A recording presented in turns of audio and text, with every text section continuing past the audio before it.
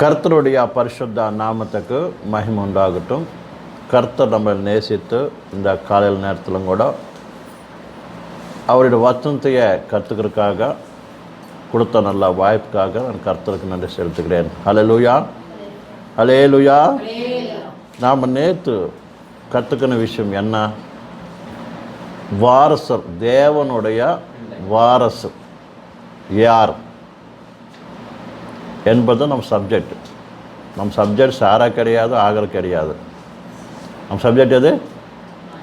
உண்மையான தேவனுடைய வாரசர், அவளை பிள்ளைங்க யார், அவங்க எப்படி பிறந்தாங்க, எந்த நோக்கத்தோடு அவங்க பிறப்பாங்க என்றது தான் நம்ம கற்றுக்கிட்டு வரோம். இந்த உலகத்தில் எத்தனோ பேர் கர்த்தரையோட பிள்ளைங்க என்று இயேசு கிறிஸ்துவோட கர்த்தரையோட பேர் நாமத்தை தரித்து கொண்டு வாழ்ந்துட்டு வர்றாங்க. வேணால் எல்லாரும் கூட அவரோட பிள்ளைங்களாக வாரசராக இருக்க முடியாது. காரணம் என்னன்னா, அவங்க கர்த்தரைய எந்த நோக்கத்தோடு அவங்க விசுவசிக்கிறாங்க, அதே மாதிரி எந்த நோக்கத்தோடு அவங்க ஞானஸ்தானம் வாங்குறாங்க அப்படிங்கிற மேலே ஆதாரப்பட்டு இருக்கிறது. அப்படின்னா அவங்களோட பிறப்பு மேலே ஆதாரப்பட்டு இருக்கிறது. அதனால தான் நாம் யோவான் சுவிசேஷம் 1:12-13 வாசிக்கும் போது, வாசிங்க அந்த வசனம் 13 வாசிங்க. யோவான் சுவிசேஷம், அவர் இரத்தத்தினாலாவது மாம்சத்தினாலாவது பிரிசனுடைய சித்தத்தினாலாவது பெறவாமல் தேவனாலே பிறந்தவர்கள். இங்கே 4 விதமான பிறந்தவங்க பற்றி எழுதியிருக்குது. அவங்கள ஒரு குரூப் மாத்திரம் தேவனால் பிறந்தவங்களாக நாம் பார்க்குறோம். அதே மாதிரி இந்த உலகத்தில் நானும் இயேசு கிறிஸ்து தேவனோட பிள்ளைங்க என்று சொல்லுகிற அநேகர் இருந்தாங்க கூட, இதில் கொஞ்சம் பேர் மாத்திரம்தான் என்ன தேவனுடைய பிள்ளைங்கள் என்று வாரசராக இருக்கிறாங்க. அது உதாரணமாக நாம் அப்ரஹாமி எடுத்துக்கிட்டோம். அப்ரஹாமுக்கு அநேகர் பிள்ளைங்க இருக்கிறாங்க. எத்தனை பேர் பிள்ளைங்க இருக்கிறாங்க? அநேகர் பிள்ளைங்க இருக்கிறாங்க. இஸ்மாயில் இருக்கிறாரு, இசாக் இருக்கிறாரு, கெத்துரா சந்ததி 6 பேர் இருக்கிறாங்க. இருந்தாங்க கூட எல்லாரும் கூட அப்ரஹாமுக்கு வாரசலாக இல்லை. காரணம் என்னன்னா, அவங்க பிறப்பில் வித்தியாசம் இருக்கிறது.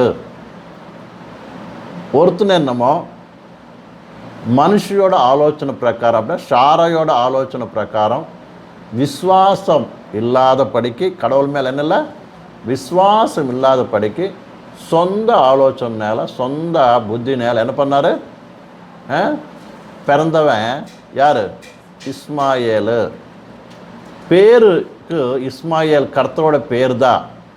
வேணா அவரோட குணங்கள் மாத்திரம் தேவனோட குணங்கள், இல்லாட்டி அப்ரஹாமியோட குணங்கள் அவங்க இல்லை. அவன் எப்படி இருந்தா? காட்டு கழுதையோட சுபாவத்தோடு இருந்தா. அந்த சுபாவத்தோட இருந்தப்போ முடிவில் அவனுக்கு கிடைச்சது என்னன்னாக்க, அப்ரஹாமுக்கிட்ட இருந்து எதுவுமே அவருக்கு கிடைக்கல.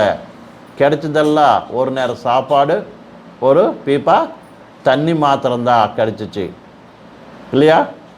அதே மாதிரி இன்றைக்கி நானும் இயேசு கிறிஸ்து மகன், தேவனுடைய மகனை சொல்லிக்கிட்டு அர்த்தம் பண்ணிச்சா, அவங்க எந்த உண்மையாக மனம் திரும்பாமல், உண்மையாக ஞானஸ்தானம் எடுக்காமல், கர்த்தரை மேலே விசுவாசம் இல்லாமல், நானும் கர்த்தரோட பிள்ளைன்னு ஞானஸ்தானம் எடுத்துக்கிட்டு ஏன்னா கிரைஸ்தவனா என்ன பண்ணுறாங்க? இந்த உலகத்தில் இருக்கிறாங்களே, சபைக்குள் இருக்கிறாங்க. அப்பேற்பட்டவங்களுக்கு அவங்க சுபாவம் எப்படி இருக்குது? கலதை சுபாவமாக இருக்குது. அப்படின்னா அவங்க இஷ்டப்படிக்கு நடப்பாங்க. இப்பேற்பட்டவங்களுக்கு முடிவில் கிடைக்க போகிறது ஒன்றுமே இல்லை. இந்த விஷயம் நல்லா புரிஞ்சுக்கணும். ரெண்டாவது, நாம் கெத்துரா சந்ததி பற்றி பார்த்தோம். கெத்துராக்கு 8 பேர் சந்ததி. கெத்துரா யாருன்னா அப்ராமோட மனைவியான அசலான மனைவியான ஷாரா இறந்த பொறுப்போடு அவருக்கு அவசரத்து பற்றி என்ன பண்ணார், கெத்துராயை கல்யாணம் பண்ணிக்கிட்டார். கெத்துராக்கு 6 பேர் சந்ததி. வேணால் இவங்களும் யாரையும் கூட அப்ரஹாமும் என்ன பண்ணல, வாரசராக பண்ணல. வேணா அவர் இருக்கும்போதே, அவர் காலம் ஆவாதுக்கு முன்னையே என்ன பண்ணார், அவங்களுக்கு வேண்டிய என்ன கொடுத்தாரு, கிஃப்ட்டுன்னு என்ன தமிழில் பரிசு கொடுத்து, கொஞ்சம் பணம் கொடுத்து என்ன பண்ணார், அவங்களுக்கு எல்லாம் வேறு நாட்டுக்கு அவங்கள அனுப்பிச்சிட்டாரு. அதே மாதிரி இந்த உலகத்தில் கர்த்தராக தேவன் கொஞ்சம் பேர்த்திய என்ன பண்ணார், பயன்படுத்துகிறார். அவர் பயன்படுத்துறதுனால நம்ம வாரசில் ஆக முடியாது. உதாரண சபையில் நம்மளையும் கூட அநேகமான காரியத்துக்காக என்ன பண்ணுவான், பயன்படுத்துவாங்க. அர்த்தம் சரியான மாறுமனசு இருக்காது. உதாரணத்துக்கு கெத்துராயோட 6 பேர் சந்ததியை அவங்க பேரையோட அர்த்தத்தையும் நம்ம பார்க்கும்போது, ஒருத்தன் பேர் சண்டைக்காரன்னு, ஒருத்தன் பேர் என்னென்னா ரகமாக அர்த்தங்கள் வருது. அது உங்களுக்கு சொல்லவே என்ன ரகரங்காலாக. ஒருத்தர் பேதம்னு என்ன விபேதம் பண்ணுறவனு, ஒருத்தர் கோவக்காரன்னு, இன்னொருத்தருக்கு ஒன்றுன்னா ரகமான என்ன இருக்குது, பேருக்கு அர்த்தம் வருது. நமக்கு தெரியும் பைபிளில் பிரதி ஒரு பேருக்கு என்ன இருக்குது, அர்த்தம் இருக்குது. அர்த்தம் எப்படி இல்லாட்டி பேர் எப்படி வைக்கப்பட்டதுன்னா, அவன் குணலக்ஷன் பிரகாரமோ இல்லாட்டி அவன் செஞ்ச காரியத்தை பற்றோ என்னது பேருங்க வைக்கப்பட்டது. அர்த்தம் பண்ணிச்சா, பேர் என்ன இருக்குது, குணங்களையே காமிக்குது. உதாரணத்துக்கு யாக்கோபுன்னு நம்ம நினைக்கிற யாக்கோபுன்னு பேர் வைக்கிறோம். அது வந்துட்டா எத்தனை பேர் இஷ்டப்பட்டு யாக்கோபுன்னு பேர் வச்சுக்கிறாங்க. அது உண்மையான அர்த்தம் என்ன, யாக்கோபுனா மோசக்காரன்னு அர்த்தம். உண்மையாக டைரெக்டாக மோசக்காரன்னு வச்சு இப்போ கூப்பிட்டா கம்மி இருப்பாங்களா? அந்த பேச்சு அந்த அர்த்தம் பிடிச்சி அசல் யாக்கோபுன்னு பேர் வைப்பாங்களா? அவன் ஏதோ பெருசாகிட்டா காப்பாற்றி பேர் வச்சுக்கிறாங்க. அவ்வளோ தப்பா, அது அர்த்தம் எல்லாத்துக்கு தெரியாது. அர்த்தம் புரிஞ்சா? அது மாதிரி என்ன, அதனால அவங்க யாருமே வாரசராக ஆகல. அப்ராம்கிற குணலட்சணம் கூட கெத்துரா சந்ததிக்கு இல்லாத மாதிரி வச்சனத்தில் நம்ம பார்க்குறோம். அதனால் அவங்க எல்லாரும் கூட போயிட்டாங்க. அவங்க யாரும் வாரசில் ஆக முடியும், ஆகலை. அதே மாதிரி நம்ம குணலட்சணம் மாறாமல் நாம் கர்த்தரோட சபையில் இருந்துட்டு கோபத்தோட, குயித்தோட, குற்றத்தோட, ரகரகாலமான கெட்ட குணங்கோட இருந்துட்டு பவிஷம் நல்லா பாட்டு பாடலாம், ஆராதனை பண்ணலாம், கர்த்தராக பணம் கொடுக்கலாம், காசு கொடுக்கலாம், எத்தனை பண்ணலாம். வேறுனால உனக்கு கிடைக்கிறது என்ன, நீ வாரசுடு ஆக முடியாது.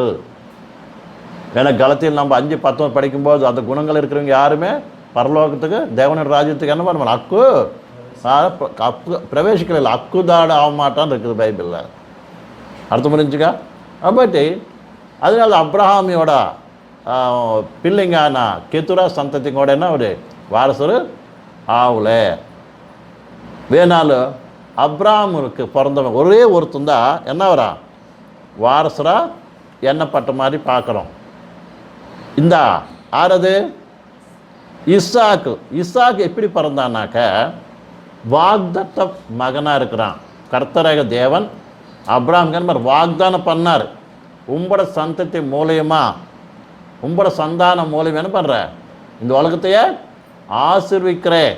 அதே மாதிரி உங்களோட சந்ததி மூலியமா, உங்களோட மூலியமா ஆகாஷ் நட்சத்திரம் மாதிரி ஜனத்தங்க நான் உங்களோட உலகத்தில் வந்து பிறக்க வைக்க போகிறேன்னு கர்த்தர் என்ன பண்ணார், வாக்தானம் பண்ணார். அந்த வாக்தானம் மேலே விசுவசித்த மூலியமா என்ன பண்ணார், யார் பிறந்தாங்க, ஆவி மூலியமா. இப்போ ஃபஸ்ட்டு வாக்தானத்து மேலே வாக்தானம் பண்ண புத்திரன் யார், இசாக்கு. ரெண்டாவது வாக்தானத்து மேலே விசுவாசம் வச்சு அந்த விசுவாசம் மூலியம் பிறந்தவன் யார், இசாக்கு. அதே இல்லாமல் இவங்க பலமெல்லாம் போயிடுச்சு.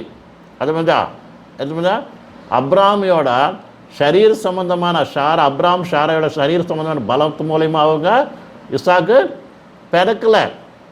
அவங்களுக்குள்ள இருக்க பலமெல்லாம் போயிடுச்சு. அவங்களுக்குள்ள நம்பிக்கையும் போயிடுச்சு, எங்களுக்கு பிள்ளைங்க பிறப்பாங்கன்னு. அப்போ நிலைமையில் கர்த்தரோட விசுவாசம் மூலம் அவங்களுக்கு என்ன ஆவியோட பவரு சக்தி வந்துச்சு. அர்த்தம் பண்ணிச்சா? ஆவியோட சக்தினாலையா வந்துச்சு. அந்த ஆவியோட சக்தி மூலம் என்ன பண்ணுறான்? பிறந்திருந்தா இசாக்கு. அது பண்ணிச்சா? அதே மாதிரி கர்த்தரோட வச்சனுக்கு வாக்தத்தை என்ன பண்ண விசுவாசம் வச்சனத்தை என்ன பண்ணாங்க? விசுவசித்தாங்க. அது மாதிரி பிறந்தவன் தான் யார்? இசாக்கு. அதே மாதிரி இன்னைக்கு புதிய ஏற்பாட்டில் இருக்கிற ஒரு மனிதன், உண்மையான தேவன மனிதன் கூட அப்படி தான் பிறக்கணும். நம்மளுக்கு கர்த்தருக்கு வாக்தானம் கொடுத்துருக்குறா. என்ன வாக்தானம்? நித்திய ஜீவத்தை கொடுத்தா வாக்தானம். நான் பார்த்தோம் இல்லையா? என்ன கொடுக்குறாரு? நித்திய ஜீவம். அவர் யாரைத்து கர்த்தராக தேவனை இயேசு கிறிஸ்துவை விசுவசிக்கிறாங்களோ அவர் எல்லாத்துக்கும் என்ன இருக்குது? நித்திய ஜீவம் அடைவாங்கன்னு வாக்தத்தம் கர்த்தர் கொடுத்துருக்கிறார். அதனால தான் அந்த வாக்தத்தை என்ன பண்ண நான் விசுவசித்து இயேசு கிறிஸ்து எனக்காக மறித்து திரும்பி எந்திரிச்சார், எப்பட பாவத்துக்காக என்ன பண்ண அவர் தண்டனை அனுபவித்தார் அப்படின்னு விசுவசித்து பாவத்தை ஒத்துக்கிட்டு மனம் திரும்பி என்ன பண்ணா ஞானஸ்தானம் மூலயமா அவருக்குள்ள வந்தோம், இல்லாட்டி பிறந்தோம். பரிசுத்தாவி நமக்குள்ள என்ன பண்ணுச்சு? கிரியா பண்ணுச்சு, நூத்தன சுபாவத்தை கொடுத்துச்சு. இப்படி நாம் பிறந்தவங்க தான் யார்? கர்த்தரோட பிள்ளைங்க. அர்த்தம் பண்ணிச்சா? உண்மையான தேவ பிள்ளைங்க யாருன்னா இயேசு கிறிஸ்து தான் உண்மையான தேவன் என்று எனக்காக அவர் பரலோகத்தில் இந்த உலகத்துக்கு வந்து அந்த கல்வாரி சிலுவையில் எனக்காக என்ன பண்ணார்? அடிபட்டார். எப்பட பாவத்தில் என்ன பண்ண அவர் மேலே போட்டுக்கிட்டாரு. நானும் மரணத்துக்கு போவேன், நரகத்துக்கு போவேன், என்ன நினைப்பார்? நேசித்தார் சொல்லி பாவத்தை விசுவசித்து பாவத்தை எல்லாம் ஒத்துக்கிட்டு கர்த்தர் நோக்கி கர்த்தாவின் ரட்சணை கொடுக்கும்போது பரிசுத்தாவி என்ன பண்ணுறது? நமக்குள்ளே வந்து என்ன பண்ண ஒரு நூத்தன சுபாவத்தை நூத்தன மனிதன் என்ன பண்ணு நமக்குள்ளே பண்ணுச்சு. இப்படி பிறந்தவங்க தான் உண்மையான யார்? தேவனோட பிள்ளைங்க. புரியுதா சொல்லுது? அதனால் சும்மா ஞானஸ்தானம் எடுத்த பிரயோஜனம் ஒன்றும் இல்லை. மறுமலை அதுக்கு முன்ன என்ன ஆகணும்? உங்களுக்குள்ள அந்த ரகத்தில் என்ன பண்ணணும்? மனசு மாறணும். இந்த உலகத்தில் இருக்கிற லோகாசிங்க சரீராசிங்க லோகத்தில் எல்லா பாவங்கள் என்ன பண்ணணும்? உங்களுக்கு வந்து ஒத்துக்கிட்டு கர்த்தாவை இனிமேல் உனக்காக தான் நான் என்ன பண்ணுறேன்? வாழுவேன், உனக்காக நான் என்ன ஜீவிக்கிறேன், நீ தான் எனக்கு அப்படின்னு சொல்லி என்ன பண்ண பரிபூர்ணமாக கர்த்தருக்கு என்ன பண்ணணும்? ஒப்பு கொடுத்தோம். மனம் திரும்பினது தான் உண்மையான கர்த்தரோட பிள்ளைங்க வாரசராக இருக்க போகிறாங்க. அந்த வாரசராக தான் உண்மையான சபையாக இருக்கிறாங்க என்று கர்த்தரோட வசனத்தை சொல்லுகிறது. ஹல்லேலூயா, ஹல்லேலூயா.